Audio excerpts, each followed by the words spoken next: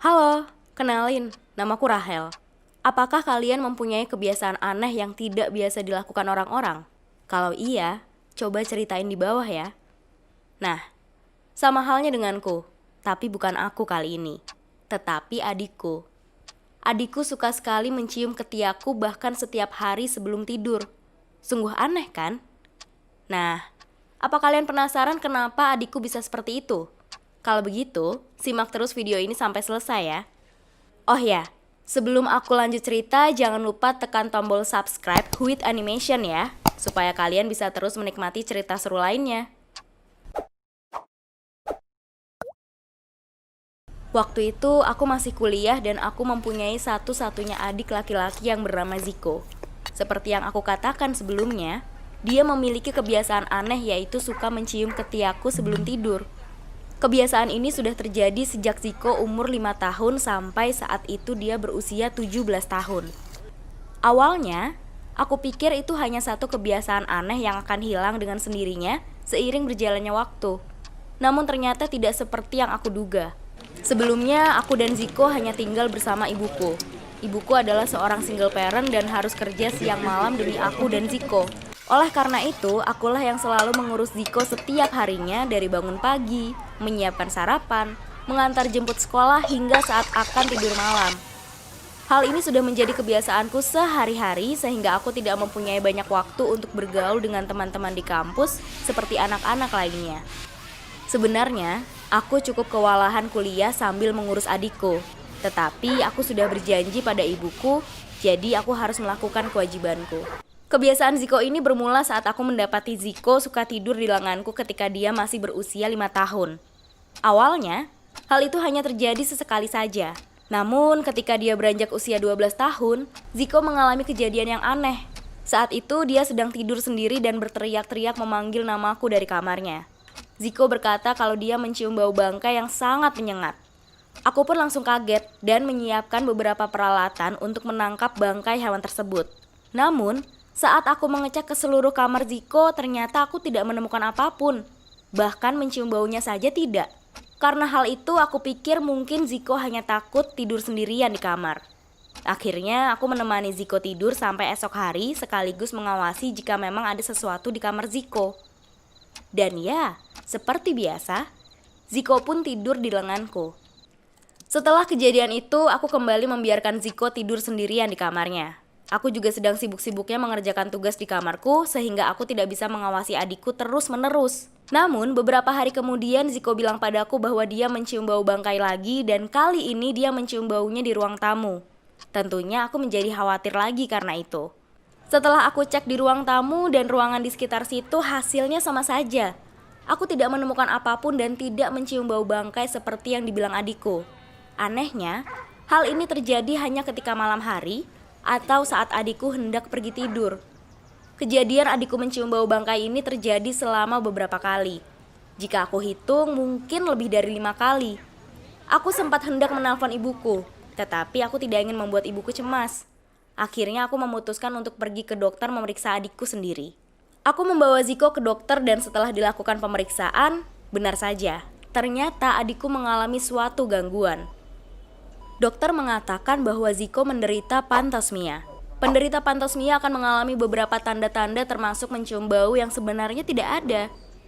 Hal ini disebabkan karena saat Ziko masih balita, dia pernah mengalami sebuah benturan di kepala yang cukup keras. Akibatnya, hal itu membuat efek syaraf di otaknya terganggu. Dokter pun menyarankan padaku untuk melakukan terapi menggunakan larutan garam untuk membilas saluran hidungnya. Karena penyakit ini cukup serius, aku berniat untuk menyembunyikannya pada ibuku terlebih dahulu karena aku takut ibuku khawatir dan tidak fokus pada pekerjaannya. Setelah itu, aku pun melakukan apa yang dianjurkan dokter. Aku melakukan hal ini selama kurang lebih 1 bulan. Selain itu, aku juga menemani adikku tidur setiap harinya. Aku selalu memastikan bahwa adikku bisa tidur dengan nyenyak agar tidak terjadi apa-apa dengannya. Akan tetapi, ternyata bukan larutan garam yang bisa mengatasi penyakit Ziko ini, tetapi bau ketiakku yang mampu membuat Ziko menjadi lebih tenang.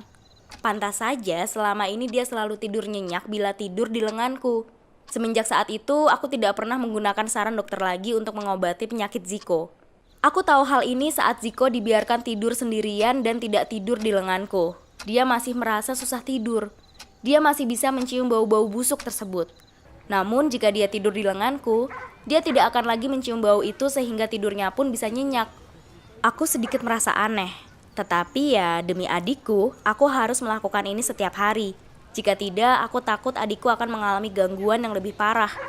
Setiap malam, aku pun membiarkan Ziko tidur di lenganku. Aku tidak ingin membebani ibuku jika ibuku tahu tentang kondisi Ziko. Sebenarnya, dokter waktu itu juga menawarkan untuk melakukan perawatan di rumah sakit. Namun aku menahannya karena aku tidak memiliki uang yang banyak. Makanya, sekarang aku juga harus merawat Ziko baik-baik agar ibuku tidak khawatir jika Ziko harus dirawat di rumah sakit. Aku melakukan hal ini secara terus-menerus selama 5 tahun terhitung sejak Ziko berusia 12 tahun. Sampai aku pun sudah bekerja di sebuah kantor sebagai admin. Aku bekerja keras mengumpulkan uang yang banyak agar bisa kugunakan untuk membayar biaya pengobatan Ziko. Aku sadar bahwa aku tidak bisa membiarkan kebiasaan ini terbawa terus-menerus bahkan jika sampai Ziko sudah berusia 20 tahunan nanti. Namun hal itu tentunya sangat susah untuk aku lakukan. Di kantor tempat aku bekerja, aku bertemu dengan seorang pria partner kerjaku namanya Rama. Aku dan Rama cukup dekat karena kami sering berdiskusi masalah pekerjaan. Aku pun semakin dekat dan menjalin hubungan dengan Rama. Hingga akhirnya beberapa bulan kemudian, Rama berencana untuk melamarku dan akan menikah. Aku senang sekali mendengar Rama akan menikahiku. Namun, aku khawatir jika aku harus meninggalkan Ziko. Dia pasti akan mengalami susah tidur lagi. Akhirnya, dengan rasa takut aku menceritakan semua hal tentang Ziko kepada ibuku. Aku berharap ibuku tidak syok mendengar ini semua. Namun ternyata ibuku justru sangat marah padaku karena aku merahasiakan hal ini sudah lama sekali. Ibuku mengatakan bahwa seharusnya sejak awal aku cerita padanya agar ibuku bisa mengobati adikku. Aku langsung meminta maaf pada ibuku dan berjanji akan membantu biaya pengobatan adikku. Aku pun menyesali perbuatanku yang merahasiakan ini semua. Setelah mendengar penjelasan dariku, ibuku langsung pulang ke rumah dan cuti beberapa hari untuk mengurus adikku. Ibuku membawa Ziko ke rumah sakit untuk mendapatkan penanganan lebih lanjut oleh dokter. Aku khawatir sekali jika penyakit Ziko sudah bertambah parah mengingat ini sudah dibiarkan selama bertahun-tahun. Aku merasa ceroboh sekali karena tidak segera melakukan tindakan yang tepat dan justru membenarkan kebiasaan aneh adikku itu. Di rumah sakit, dokter menyarankan untuk melakukan pembedahan karena penyakit ini telat untuk ditangani. Dokter akan melakukan bedah epitel olfaktorius, yaitu sebuah metode yang efektif dan aman untuk meredakan pantosmia sekaligus berpotensi mempertahankan kemampuan penciuman abnormal adikku. Di dalam hati, aku merasa bersalah sekali dan sempat mengurungkan rencanaku untuk menikah, karena aku merasa tidak enak pada ibuku. Yang jelas, aku merasa sangat kacau sekali waktu itu. Biaya operasi bedah tentunya mahal dan asuransi pun tidak mampu mengcover semuanya. Aku pulang ke rumah dan menangis semalaman karena tidak mampu berpikir lagi. Aku merasa ini semua adalah salahku. Keesokan harinya aku dan ibuku membongkar semua tabungan yang kami miliki untuk biaya operasi adikku.